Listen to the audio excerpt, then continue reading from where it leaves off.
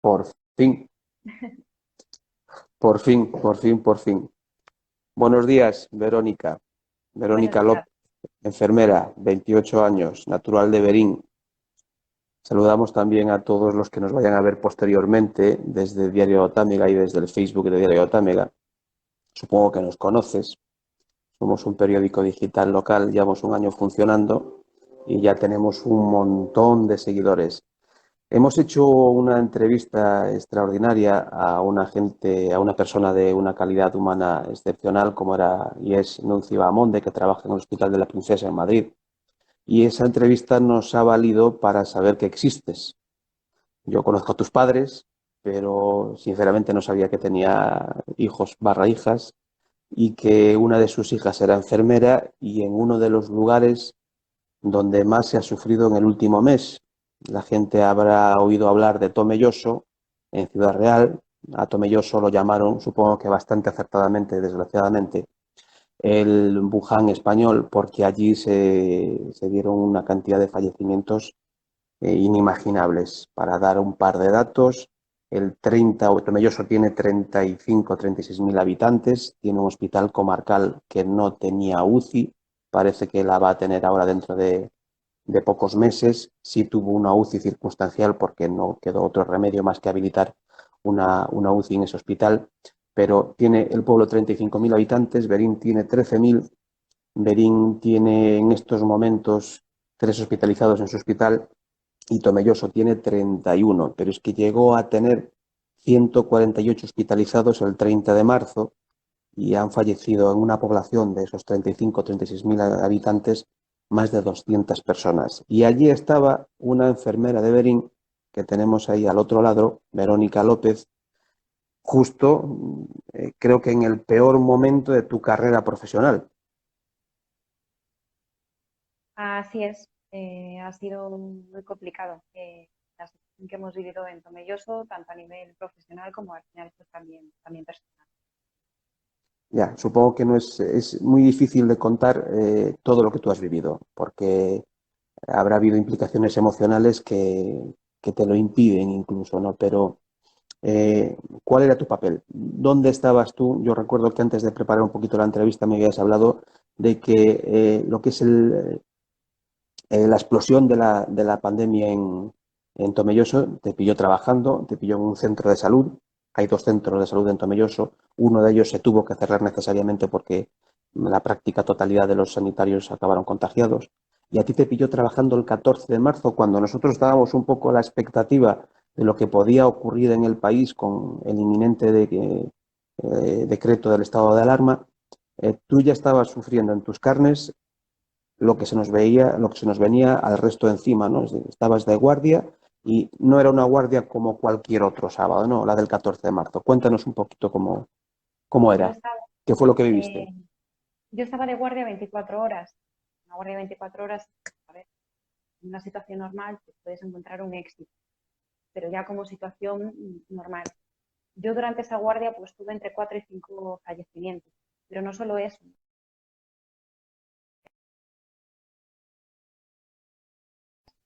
de 60 de saturación, muy complicado. Me fui de la guardia a las 8 de la mañana al día siguiente y me fui con la sensación de qué está pasando. Llegué a mi casa, que está a 45 minutos de Tomelloso, en Ciudad Real, y me llamó la coordinadora de atención primaria ese mismo día. Me dijo que les hacía falta que me volviera otra vez para Tomelloso. Estoy sorprendida porque una enfermera es un saliente de guardia, pues lo que piensas es en descansar. Pero bueno, me volví a Tomelloso y desde ese día entre ella y la gerente decidieron que me hiciera cargo y responsable de la coordinación de las residencias de sociosanitarias que tenemos en la gerencia de Tomelloso. Esa misma tarde pues me puse a ello para ver cómo estaban las residencias, para valorar el material que necesitaban, para ver la cantidad de enfermos que había y para ver cómo estaban. Uh-huh. ¿Cuántas residencias y cuántos ancianos había aproximadamente en ese momento, cuando tú te haces cargo de esa Mira, responsabilidad? yo me hago cargo, Aproximadamente. mira, yo me hago cargo de una residencia que hay en Socuellamos, de 3 residencias que hay en Tomelloso, otra mayores que está en Argamasilla de Alba y ahora mismo también de viviendas tuteladas y asociaciones de todo Mm. ello, ¿vale? Entonces, Y en total, aproximadamente entre 6 y 7 residencias en total, más o menos. de una, de un número de residentes aproximado, 500, 600 residentes más. Mira, pues tranquilamente, porque más o menos unas 100, 120 personas, por lo menos por residencia, que excepto Argamasilla, Ujú, que estaba compuesta por 50, más o menos. ujú. Vaya, que tú el día 16 de marzo ya sabías que lo que se venía encima era muy importante, fundamentalmente por lo que nos comentabas, ¿no? De esa guardia que era tan absolutamente inusual. ¿Tú tuviste contacto directo con el hospital en el sentido de estar prestando atención en el hospital como enfermera, o tu responsabilidad era más bien el supervisar lo que estaba aconteciendo en las residencias? Mi responsabilidad desde ese momento fue toda la coordinación de las residencias, es decir, la enfermera que se encarga de ir a las residencias, valorar cómo estaba la gente y toda la coordinación de material que ellos necesitan, incluso médicos de atención primaria que pusimos a su disposición desde ese primer momento para que fueran todos los días, incluso fines de semana y festivos. Festivos y fines de Ujú. semana pues ya dejaron de existir, por así decirlo. Y me Ya. mantuve en la parte asistencial. Continué haciendo guardias de atención primaria. Tú ya viste claramente lo que estaba ocurriendo en el hospital en Tomelloso, y supongo que eso se estaba trasladando también a las residencias, ¿no? Es decir, la incidencia de la pandemia en Tomelloso fue brutal, más de 200 fallecidos en una población de entre 35 y 40 mil habitantes, lo cual es una auténtica salvajada, perdóname la expresión, y supongo que tú ya te encontraste en las residencias algo similar a lo que se estaba viviendo fuera, ¿verdad? Efectivamente, y al final pues es lo que más me llamaba la atención, porque es a lo que yo llegaba. Es decir, yo puedo saber cómo estaban mis residencias, pero los domicilios, pues yo sabía los domicilios a los que yo iba de guardia, pero de manera global, lógicamente, lo sabía más la situación de los residentes de la residencia. ¿Y cuál fue la incidencia del coronavirus, del COVID en porcentaje en esas residencias? Pues más del 50% te podría decir en todas las residencias esta es gente que ha pasado el coronavirus o que actualmente lo tiene. Y ese contagio supongo que mucho tuvo que ver con que Tomelloso fuese el llamado Wuhan español, ¿no? El hecho de que hubiese tanta carga viral en Tomelloso, de que la gente de a pie acabase contagiada, pues también tendría mucho que ver el que se hubiese traspasado, ¿no? Esa carga a las residencias. ¿Cómo se vive en una situación así en el que ves que, no sé qué porcentajes, pero un porcentaje altísimo de la población, si me estás hablando de que un centro de salud de tu localidad de Tomelloso tuvo que cerrar porque la práctica totalidad de los sanitarios estaban contagiados, es evidente que la incidencia fue brutal? ¿Cómo se vivieron esos momentos? ¿Cómo se vivía en la calle? ¿Cómo se vivía en el hospital? ¿Cómo lo vivían en las residencias, ¿no? El personal que trabajaba en las residencias, supongo que con un miedo, pero brutal, ¿no? Fue un momento muy complicado. El cierre de un centro de salud nunca te lo esperas, pero es que es más del 80% de la plantilla pues estaba contagiada. Por suerte ya este lunes se abrió. Vamos, que la situación va mejorando, pero con mucho miedo y mucho susto, porque tú no sabes, vamos, no te imaginabas hasta qué punto podría ser esto de peligroso y te podías encontrar estas situaciones tan complicadas. Al final, después de una guardia, después de horas y horas trabajando, pues que muchas veces te llegabas a casa llorando. Ya. La situación vivida en ese hospital supongo que fue absolutamente caótica en los primeros momentos, ¿no? Estaba repasando antes de preparar un poco la entrevista la gráfica de hospitalizados, 148 hospitalizados el 30 de marzo en un hospital comarcal que podría ser un hospital como el de Berín, que atendiese a 3 veces la población de Berín. En Berín el pico lo tuvimos en torno a 12, 14 hospitalizados por coronavirus, con lo cual estábamos hablando de que sería 3 veces más la capacidad que podría tener un hospital de Berín si atendiese a una población similar, ¿no? En comparativa con los enfermos que hubo en nuestra comarca. Caótica esa situación, supongo, ¿no? A todos Sí, los niveles, ¿no? Desesperante. sí, fue muy caótica, sobre todo porque Tomelloso al final pues también lleva otros 3 ayuntamientos más, que son Pedro Muñoz, Ortuellamos y Argamasilla de Alba, y al final eso hace un total de 62.000 habitantes, de Uh-huh. los que se encarga todo el hospital de Tomelloso, un hospital comarcal como el de Berín. Entonces el caos generado fue tremendo. Y no solo eso, no solo esa población, sino tú imagínate toda la cantidad de residentes que había en las residencias que también se estaban poniendo malitos. Pues imagínate todo eso extrapolado a que toda esa gente necesitara cuidados hospitalarios. Ya, ya, entiendo. Eh, no sé, supongo que ha sido el peor momento de tu carrera profesional, ¿no? A todos los niveles. Es decir, el estar tan en contacto, eh, yo me imagino que para un personal, para el personal sanitario, cuando tienes un contacto tan directo con el sufrimiento de una persona e incluso con la muerte, ¿no? Pues supongo que cuando alguien se te va, cuando ves que se va una vida, llegas a casa, pues evidentemente con el ánimo ligeramente tocado, ¿no? Aunque vosotros estáis hechos de otra pasta y acabáis curtiéndoos, ¿no? Siempre hace mella el ver que pierdes a un paciente que no has podido recuperar. El saber que sales en este último mes, salías todos los días por esa puerta y sabías que con toda la garantía te ibas a encontrar o ibas a volver con la lista o con el saldo de 5, 6, 8 o 10 fallecidos, ¿cómo se supera eso, ¿no? ¿Cómo se afronta la manía de la puerta a las 8 de la mañana o a las 7 de la mañana y decir, bueno, salgo a ver lo que me encuentro, pero sé que voy a ver la cara por última vez a 5 o a 10 personas? ¿Cómo lo llevabais vosotros? ¿Cómo lo llevabas tú? Yo cuando estudié la carrera de enfermería en Pubesa, yo no me esperaba esto. Quiero decir, al final una carrera tampoco te prepara para esta situación. Yo creo que ni la Ya, vida te prepara para una situación de este tipo. Donde tú llega un momento donde tú vas contando los fallecidos sin darte cuenta que son personas. Que estás apuntando una cantidad de fallecidos que dices, esto no es normal. Y ya te paras y dices, pero madre mía, ¿qué está pasando? Eso en la parte de coordinación. Después ya cuando llegas a la parte asistencial, donde te ves en las guardias de gente tan joven que está falleciendo o está tan malita que dices, es que podría ser mi padre, podría ser mi abuelo y ¿qué está pasando? ya. Ahora que me hablas de tu padre y de tu madre, eh, bueno, yo los conozco a ti, no te conocía personalmente, y de hecho no nos conocemos, espero que tengamos la oportunidad de poder hacerlo muy pronto, ¿no? Para tus padres, para tus abuelos, que supongo que vivirán algunos o todos, eso lo deseo, debía ser tremendamente angustioso. Saber que su hija estaba trabajando como enfermera en uno de los lugares donde la incidencia de la enfermedad estaba siendo tan alta, creo que tendría que ser angustiosísimo, sobre todo para tus padres, ¿no? Yo me imagino a tu madre llamándote todos los días y diciéndote, invéntate cualquier excusa y vete para casa y no trabajes, por favor, aunque sé que te necesitan, pero primero eres tú no sé, me imagino cómo fue para ellos Pues mira, esa situación.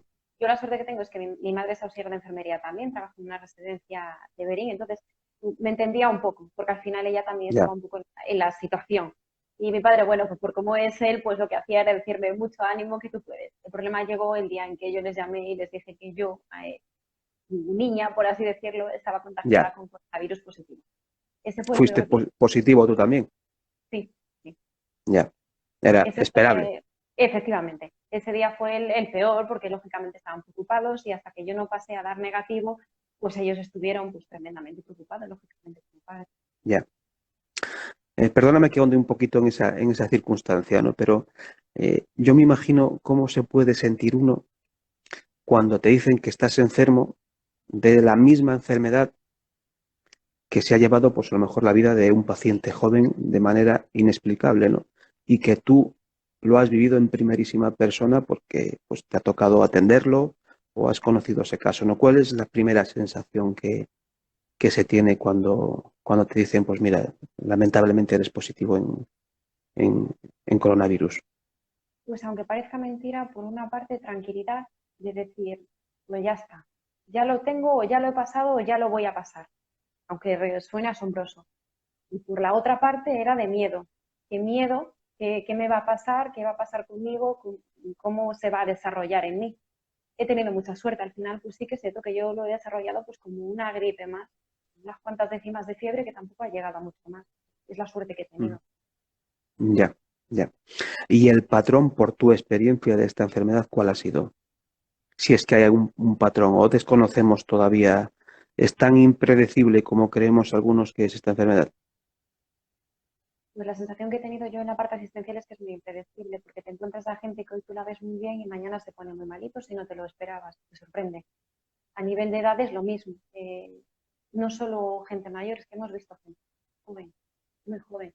Yo, pues nada, lo que te comentaba pues un poco en la entrevista previa es que hasta un compañero nuestro ha fallecido por coronavirus de 60 años, o sea, es decir, gente joven. Un compañero del hospital, 60 años, me decías. Y era un médico de la UBI, trabajaba en la UBI, pues al principio pues le tocaron los primeros casos, lógicamente, en que iban Ya. trasladados. ¿Y alguna explicación para que Tomelloso, en la provincia de Ciudad Real, hubiese sido tan, hubiese tenido esos grados de incidencia tan brutales como tuvo?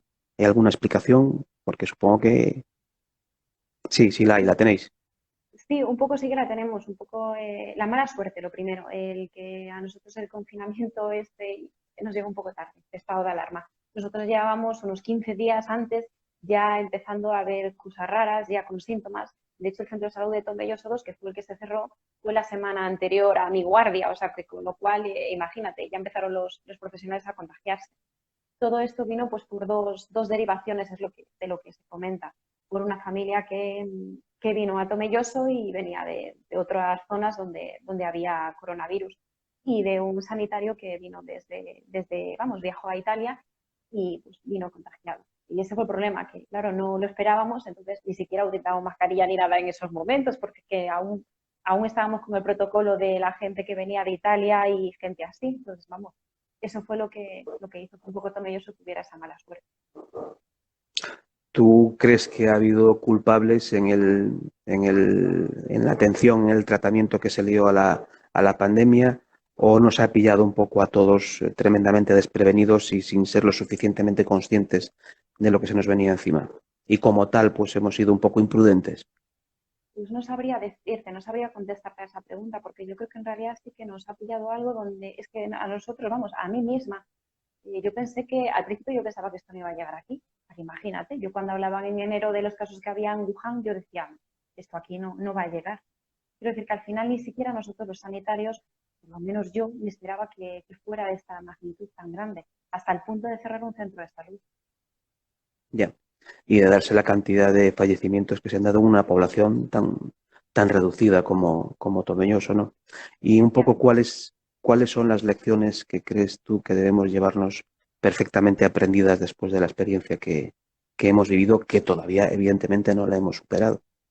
¿Cuáles son esas lecciones que debemos llevar grabadas a fuego, ¿no? Todos nosotros, ya no solo todos los que tengan responsabilidad, algún tipo de responsabilidad política o pública, ¿no? Pero también el ciudadano de a pie. Pues sobre todo el tema de las normas, el tema de las mascarillas, el hacer caso a las autoridades sanitarias, porque al final son los que nos están indicando un poco el cómo saber llevar esto, el tener precaución a la hora de estar con otras personas. Ya no solo pensando en nosotros, sino también pensando a la gente que tú puedes contagiar, porque tú puedes ser asintomático y aún así estar contagiando. Eso es lo fundamental. Lo segundo, yo creo que valorar lo que teníamos, porque yo creo que ni siquiera lo valorábamos, el poder viajar, yo a ver a mis padres a Galicia, el poder ir a tomarme una caña con unos amigos, valorar eso. Yo creo que pues, no lo estábamos valorando lo suficiente. Tampoco estábamos valorando lo suficiente, creo que al colectivo, a muchos colectivos, ¿no? Pero afortunadamente hemos puesto el foco y creo que de forma muy acertada en el colectivo de los sanitarios. Les estamos aplaudiendo todos los días a las 8 de la tarde, llevamos así mes y medio, pero no llega con los aplausos, ¿no? Yo creo que con independencia de que ese reconocimiento debió haberse hecho muchísimo antes, hace falta dar un paso muy importante, porque supongo que la falta de material, de recursos sanitarios, ha sido algo, eso sí que ha sido una verdadera epidemia nacional, ¿no? No ha sido, da igual que gobernase un color o gobernase otro, ¿no?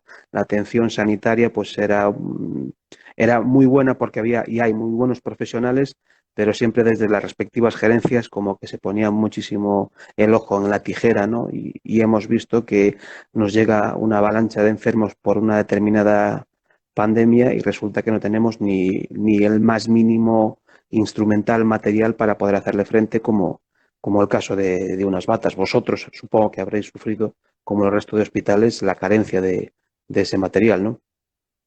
Sí, al final, a ver, la falta de material lógicamente está a nivel nacional. Nosotros cuando tuvimos el problema de las batas, lo que utilizamos fue máquinas de ozono, que era lo que nos ayudaba para esterilizarlas. Fue lo que hemos utilizado para poder tener material. Y siento que también nos han donado, desde las empresas de Tomelloso, nos han donado un montón de material. Ya.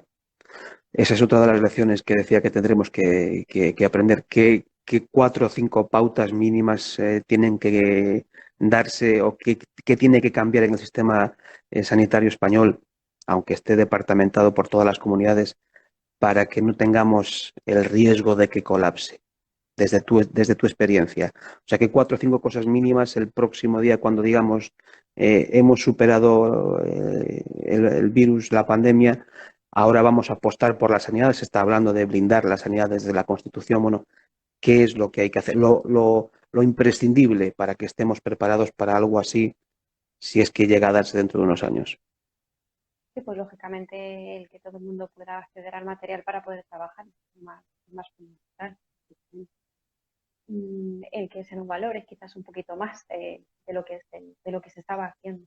Quizás un poco, las fotos que yo creo que se deben a seguir. Es cierto que los sanitarios, como yo por lo menos, tengo menos miedo, es decir, ahora conocemos un poco esta enfermedad, en aquel momento no se conocía nada.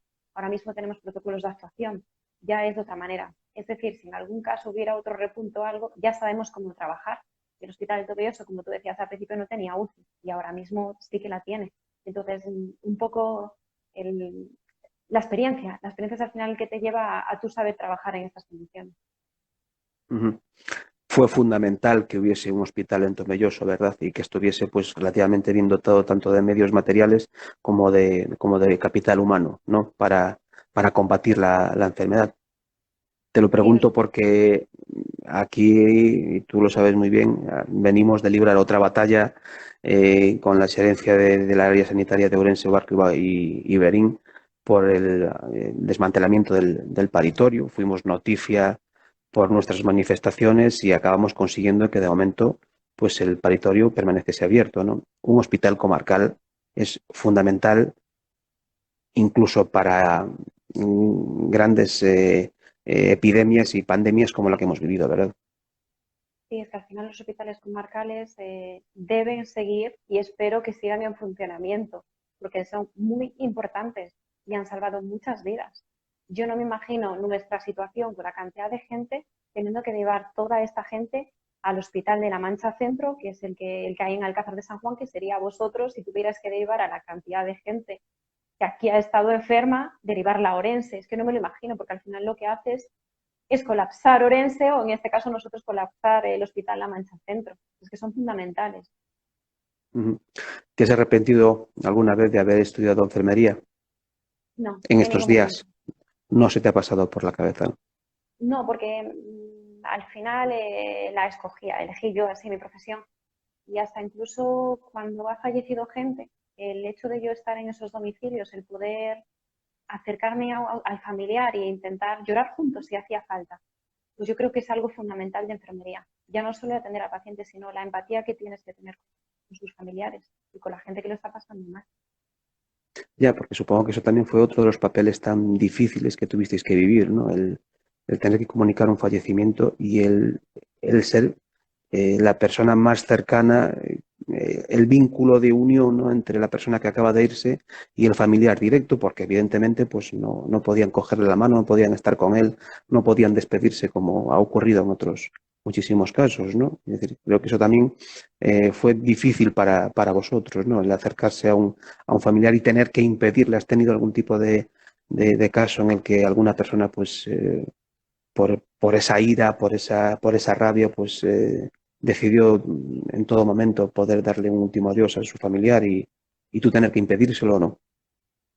No, porque yo es cierto que yo no he tenido la parte asistencial en hospital.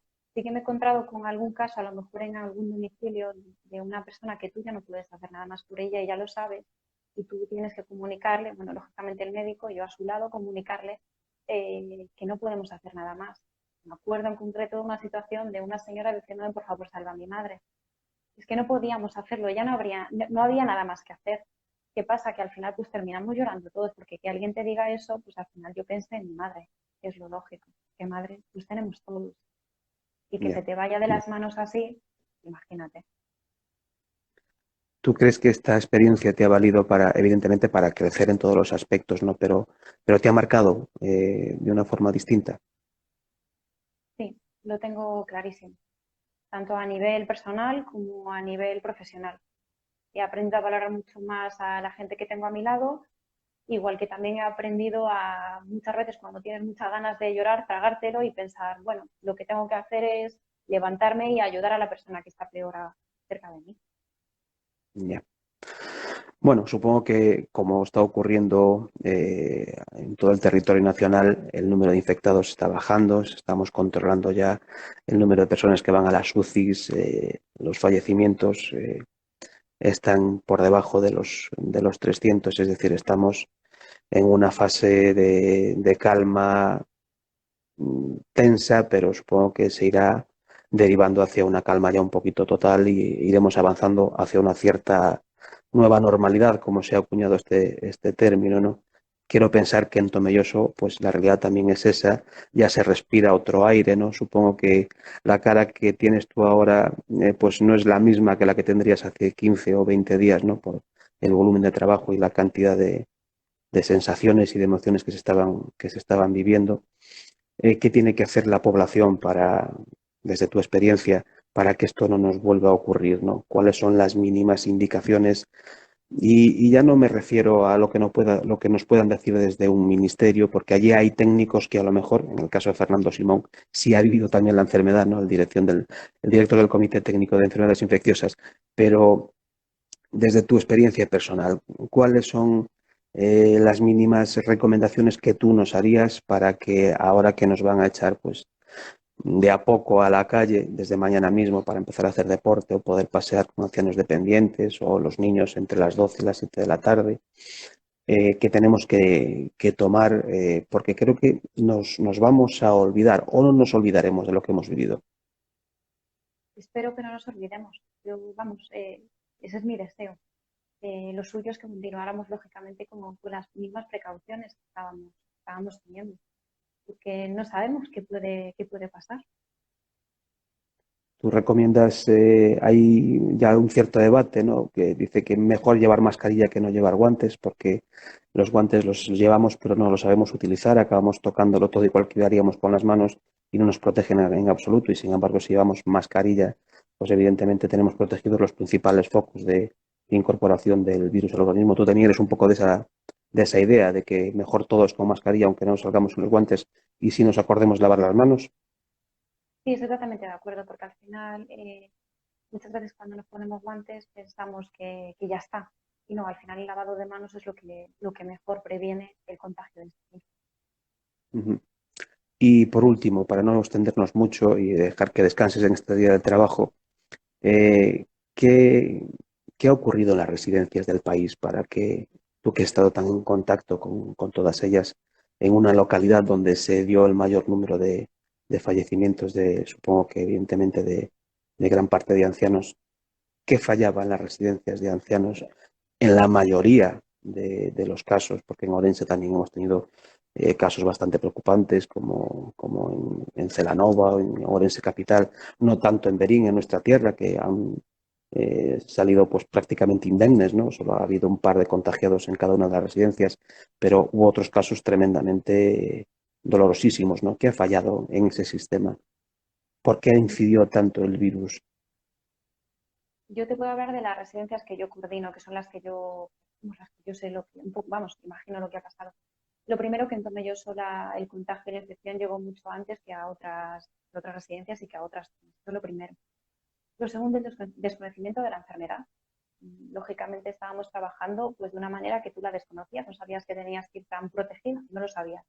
Lo tercero, el estado de alarma. Lógicamente, pues al principio todos pues, los familiares podían ir a visitar a los residentes que estaban en las residencias, como es lógico, hasta que se cerraron las visitas, con lo cual puede ser que ya los contagios estuvieran dentro, tanto por familiares como por profesionales, porque al final los hemos contagiado.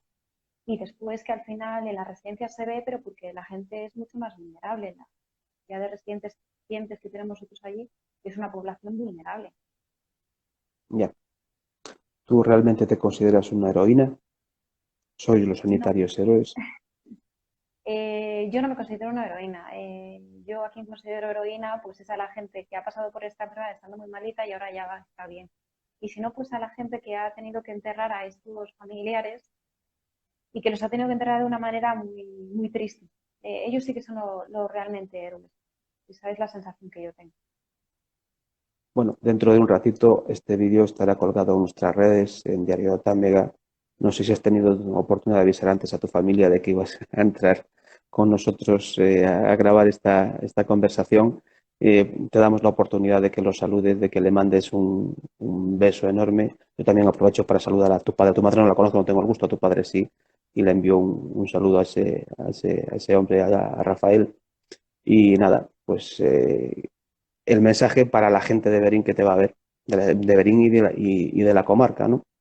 El que supongo que no se fíen, ¿no? Que aunque hemos tenido un comportamiento bastante o muy ejemplar, yo recuerdo el pasado domingo cuando los niños podían ya salir a la calle, pues veíamos escenas tremendas en el Paseo de la Barceloneta, por ejemplo, o en Valencia, y resulta que en Berín a las 12 de la mañana no había prácticamente ningún niño paseando, como que ya tenemos muy interiorizado el hecho de que debemos de comportarnos de una forma completamente distinta. Pero bueno, desde tu experiencia de ser una de las enfermeras que ha vivido en uno de los puntos más críticos del territorio nacional, la enfermedad del coronavirus, el mensaje que le quieres lanzar a toda la gente de Berín, pues es ahora el momento. Pues a la gente de Bering quiero decirles que mucho ánimo, que espero que de verdad, sinceramente, que nunca pasen por algo como lo que hemos pasado aquí en París, porque ha sido muy duro, nos ha sido tremendo. A mis padres lo que quiero es darles mi más, vamos, mi agradecimiento, porque al final soy lo que soy gracias a ellos, a mis amigos, a mi marido y a toda la gente que en estas situaciones difíciles pues ha estado aquí a mi lado. Mis padres, aunque fuera por una videollamada, para que yo llorara y dijera todo lo que hacía falta y que está aquí a mi lado. Bueno, pues creo que aquí queda tu testimonio. Muchísimas gracias, Verónica, por atender nuestra llamada. Eh, es que el decir que eres una enfermera, que has sido enferma de coronavirus y que has estado en uno de los lugares donde la incidencia de esta enfermedad fue de los más críticos de todo el territorio nacional, creo que, y el verte con esa entereza y con esas ganas y con ese ánimo de seguir adelante, pues lo dice todo. Yo lo único que puedo decir es que gracias por habernos atendido, gracias por aceptar y por contarnos tu historia y hacer extensiva pues el agradecimiento que creo que es sincero y de toda la población a todos vosotros, a todos los integrantes del sistema sanitario de salud nacional, aunque sea departamentado por comunidades, por el trabajo, la dedicación, por el esfuerzo y por haber superado muchas veces el miedo que os impedía salir de casa, que supongo que era a veces mucho, ¿no? Yo creo que muy pocos de nosotros nos vemos cuando salimos todas las mañanas a trabajar en la tesitura de decir, bueno, salgo a ver qué es lo que me encuentro, pero es que me puedo encontrar mi propio contagio e incluso mi propia muerte, pero no puedo tener miedo a eso porque yo, en este caso, me he formado para servir a los demás y para velar por la integridad y por la salud de las personas. Por eso que yo creo que los aplausos deberían institucionalizarlos, ¿no? Ya no solo a las 8, habría que ser 3 veces al día, ¿no? Hacer una pauta, ¿no? Como los medicamentos, 8 horas, cada 8 horas, 3 veces al día. Y evidentemente que hubiese pues un trato desde ahora completamente distinto, fundamentalmente desde las administraciones a todo el colectivo sanitario, no solo a su personal y a cómo se trata a su personal a veces pues con las listas de contratación, contratos precarios, sino evidentemente que la sanidad pues fuese una sanidad de la que todos que nos sentimos orgullosos por nuestros sanitarios, pero a veces pues sí no nos sentimos orgullosos por la falta de recursos de otra índole, como puede ser el caso del material, como se puede haber comprobado. Gracias, Verónica, que tengas un excelente día y espero que nos veamos pronto por aquí para poder tomarnos no sé si una cerveza o un café ahí en el Fiadeiro a la Sí, distancia mínima recomendada de 1,5 o 2 metros, ¿no? muchas Cuídate gracias, a ti mucho. también. Gracias. Gracias. Un Hasta saludo. luego. Buenos días. Adiós.